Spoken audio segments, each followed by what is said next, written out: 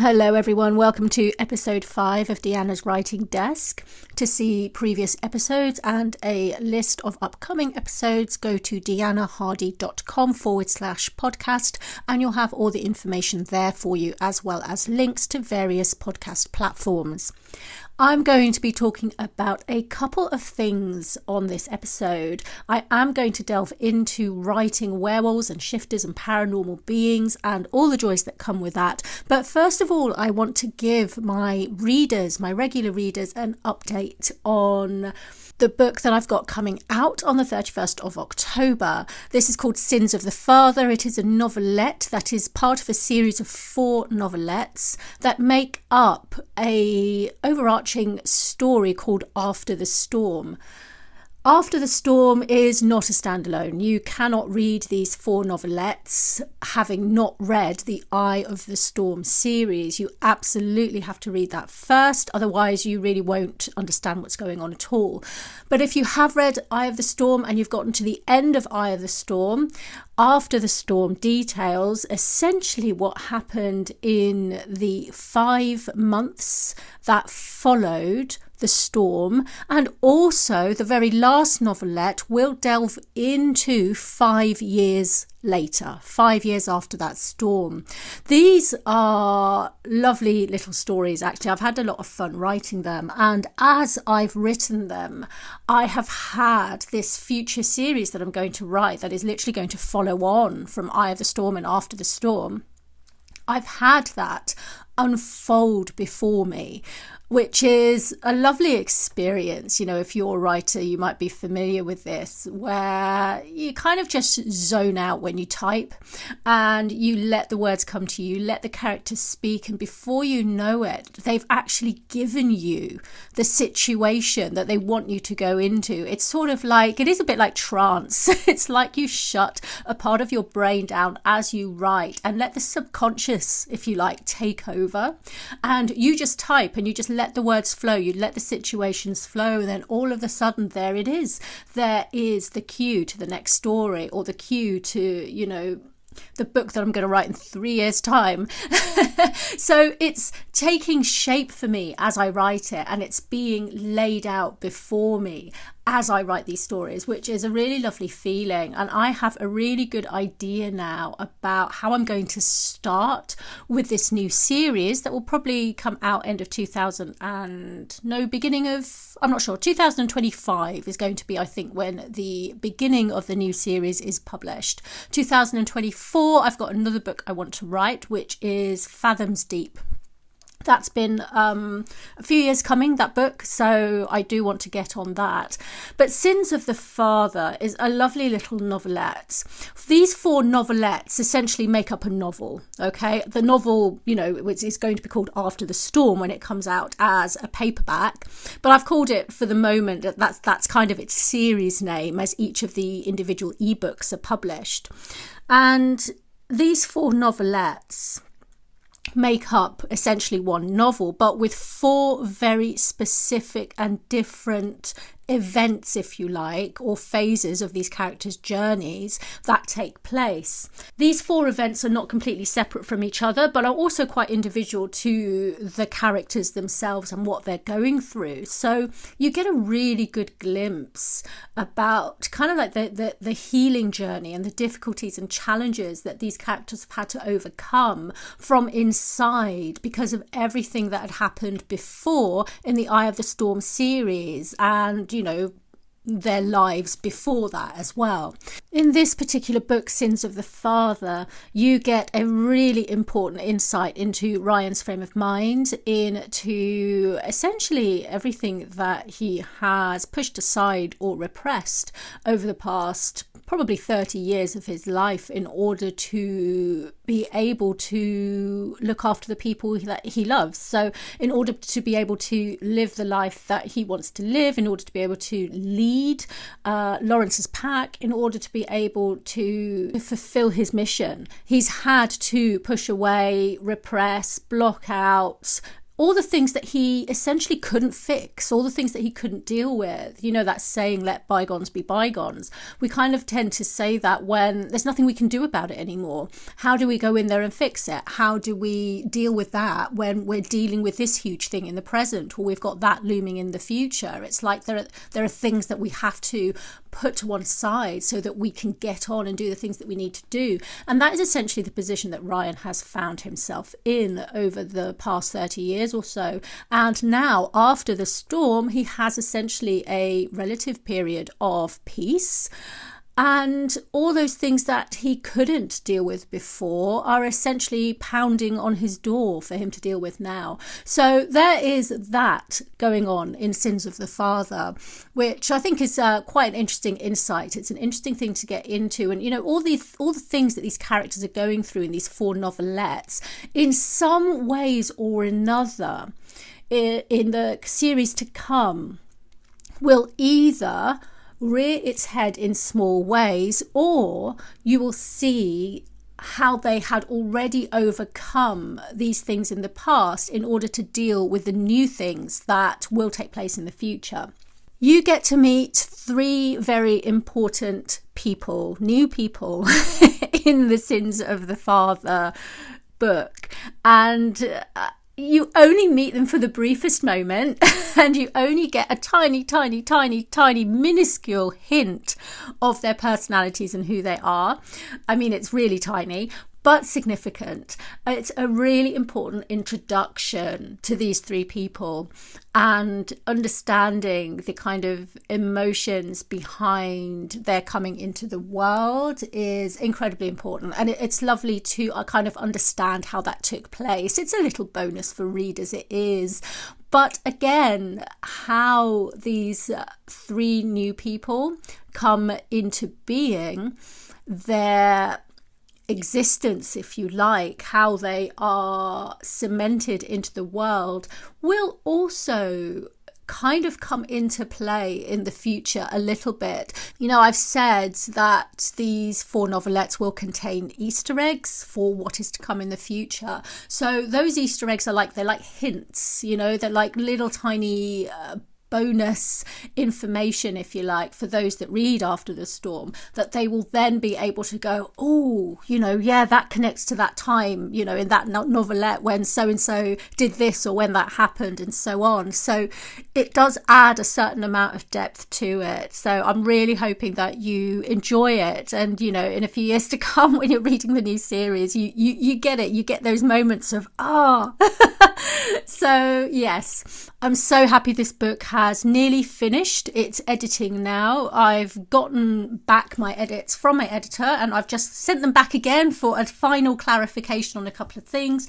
And then when that comes back, I'm going to tidy it all up, format it for digital publication. So that's going to go up for pre-order within the next week. I'm hoping to do it by this weekend, to be completely honest, by the end of Sunday. But we'll see. If I can't get it done by the end of Sunday, it will be soon after, I think. I'd like to get on it and get it out there for pre-order as soon as possible.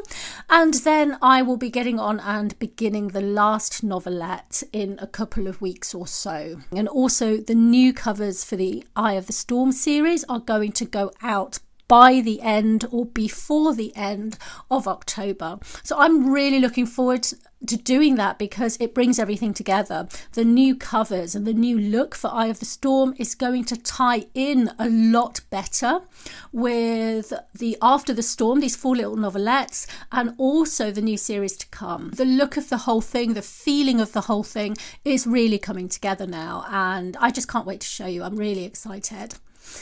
So let's move on to talking about writing werewolves, writing shifters and paranormal beings and so on. Now, I'm having to catch myself and think, how many paranormal beings have I written? Now, here's the funny thing, okay?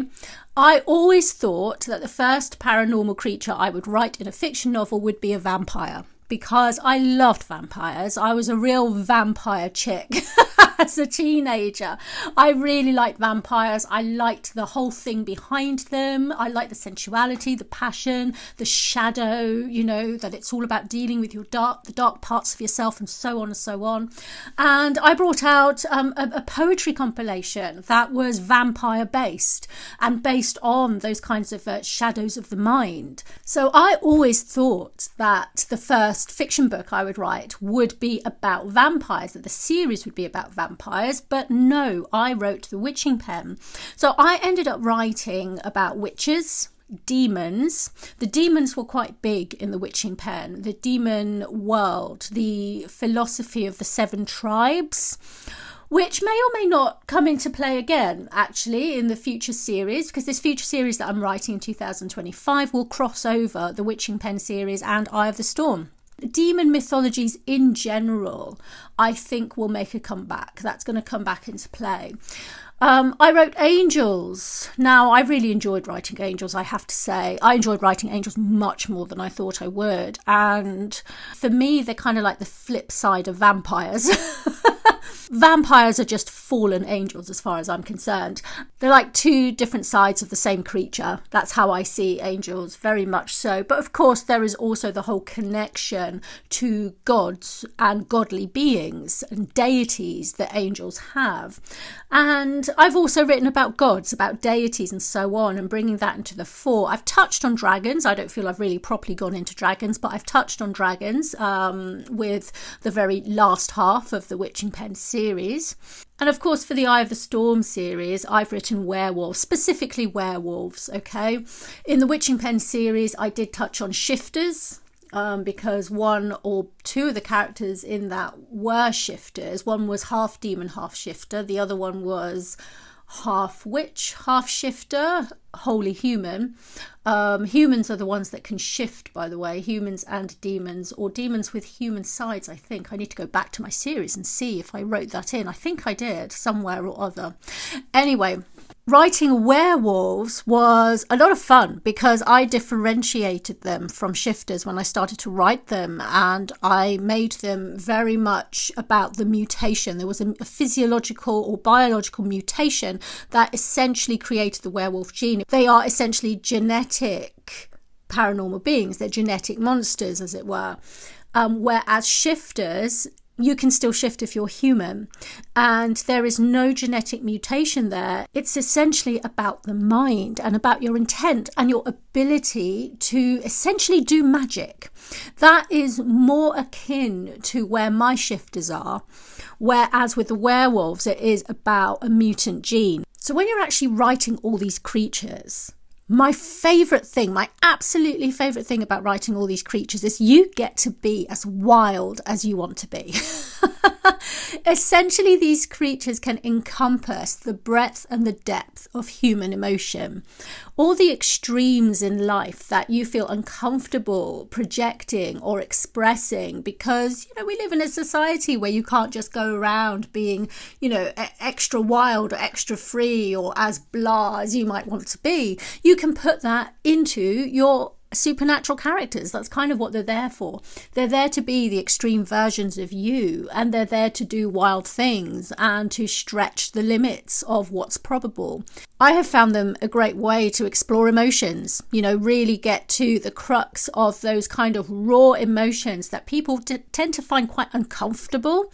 And the beautiful thing about writing in an explicit way, writing emotions in an explicit and intense way, and, in my case, sometimes a sexual way as well, is that you really get to tap into people's uncomfortableness. And I do like to do that because it's only when you stretch yourself in that way that you change from the inside out. I've always been a bookworm. I started reading when I was maybe 2.5. My grandmother taught me how to read. I remember sitting on a lap and her going through words with me. So I was starting to read words from about 2.5 years old. From the moment I could read properly, I was buying books. Every second I could buy books, and I was reading all kinds of things. I read the whole Little Women series by Louisa May Alcott. I read all of those when I was about 6 or 7 years old, and I read A Little Princess. That was my absolute favourite book when I was about 6, A Little Princess by Frances Hodgson Burnett. And I was devouring all these books and really, pouring my eyes out with some of them. Like A Little Princess made me cry a lot. Little Women in some of the scenes, like, spoiler alert, when Beth dies, everyone knows this, right? We all know Beth dies. I bawled my eyes out. And it was a way to really stretch myself. And especially when you're so young, it's sometimes uncomfortable to cry so freely, especially because you're often kind of not exactly told off for crying, but you're always kind of told it's okay, it'll get better, up you get, everything's going to be okay. So you don't always feel comfortable crying and just letting the tears flow. And that is one of the things I've really enjoyed about reading books. This is throughout my teenage years as well, that I could tap into a well of emotion when I was reading, and I could release myself in very specific ways and new ways that I couldn't necessarily do with my friends or do when I was out and about. But I was able to do it with books, and because I could do it with books, I grew as a person. I was able to tap into that part of myself and change. So books have always been cathartic for me. They've been therapeutic. They've been very healing, reading fiction, very much so. And the other thing that I always found I did with books was that I would find there was a lot of truth in fiction, that there was a lot of truth to psychology, human emotions, and so on and so on. And in so many ways, I'd find it more truthful than real life. I often felt that I'd go out into real life and, people kind of just were always hiding themselves. They weren't being kind of who they wanted to be. And yet in books, everyone's always praised for being who they want to be, or you'd find characters just really being able to fulfill their potential, something that I didn't see so easily in real life, certainly not in my younger years. That was a beautiful experience for me to be able to read all of that in books. So I bear all of this in mind when I'm writing werewolves and demons and shifters and all kinds of paranormal creatures. I am literally thinking about stretching the limits of people's emotions and people's imaginations and helping to give them a vision of the potential of who they could be, or who the people around them could be, what society could be, and so on and so on. In that respect, books are not just fiction for me. They are the potential of what we could be if we wanted to, for good or worse. And that potential is a beautiful thing. I think it's what keeps hope alive. It's what keeps you trying and expanding and growing as a human being. So it's really important for me to put that kind of potential and that kind of hope into books. And when I'm writing paranormal creatures, I feel like I can do that to the max, because you can really explore wild and unfettered things when you write paranormal. Because people see it as fantasy, you can go to extremes with it and it doesn't ruin the story. You can't do that when you're writing something like realism, contemporary fiction, where the characters are real and you're supposed to be very real with them. One of the reasons why in the Once Times Thrice series, why I put that tiny little bit of magic in there, or maybe magic, it's not specifically stated that it's the spell that does it. It's just that there are some characters that have that belief, and as a reader you go, oh, is it the spell or isn't it the spell? But the reason I put that in there was because it adds that paranormal element, which means you can stretch the boundaries of reality for these characters. And when you stretch the boundaries of reality, the characters can go to places they wouldn't normally go if it was real. Now extrapolate what I've just said into real life. If you stretch the boundaries of your own reality, you can go to places that you've never been in your real life. And this is something that I do regularly, or try to do regularly in my day-to-day life. I'm always trying to change my perceptions, my views, look at things a different way, and stretch the boundaries of my reality quite literally to incorporate different things and different experiences into my life. And I just think that reading and writing the paranormal helps you do that. It's always helped me to do that, and it can help the reader to do that. I don't know, there are people I'm sure who do not read paranormal for that particular reason, do not read werewolves for that particular reason, but that is the reason why I write it. I have to say that is the reason why I write it. It's to stretch all of these things, our imaginations, and to help us to see the potential of what we could become, and how all our limits are not set. We can break them and we can stretch them all the time. So that, in a nutshell, is my great love of writing paranormal. And I don't see myself stopping writing paranormal anytime soon. Even if I was going to write realism, I would find a way to sneak something paranormal or supernatural in there. Even when I wrote Broken Lights, which was very much set in the real world, there were huge questions about life and death, and the important changes you need to make in your life when it all goes wrong, and how to break out of a life that you were born into that you don't want, and all of these things. And you wouldn't necessarily think that these things are supernatural, that these questions are ethereal. And yet, if you make them ethereal, if you look at them from, a kind of slightly spiritual way, pushing those boundaries, asking questions about life and death, suddenly you have a very different perspective of what you could be, what you could fulfill if you wanted to. And that is very much a theme that runs throughout Broken Lights. So I don't see myself as excluding the supernatural or the paranormal or the ethereal in fiction to come. I'm very much in there with the paranormal, but I would say I don't always see it as paranormal. I sometimes see it as quite normal, a beautiful tool for expanding yourself and emotional growth. It really, really is. So there we go. I'm going to leave that there. That is the end of this episode. Thank you so much for listening. Next episode, I am going to talk about Samhain, which is Halloween, the 31st of October. That is around the corner. It's coming up. I'd like to talk a little bit about that. Also because I've got a book coming out on the 31st of October.